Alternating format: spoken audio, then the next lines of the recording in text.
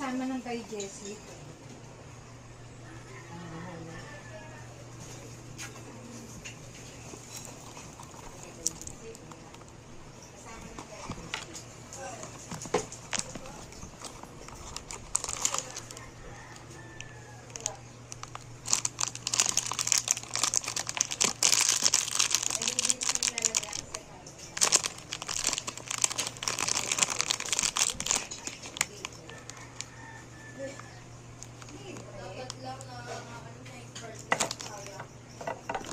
Yan na yung ano, yung sinend ko sa'yo.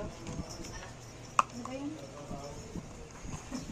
Hindi, ano yun? Yung mga libreng gamot sa PhilHealth for 20,000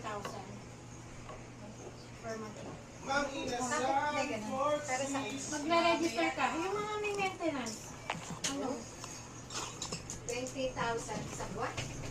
Worth na gamot ang ano. Worth ng gamot. Pwede Parang per isang tao. Magre-register ka sa e-gold sabi. Tapos, pag naka-register ka na nun, di ba may mga laboratory yun?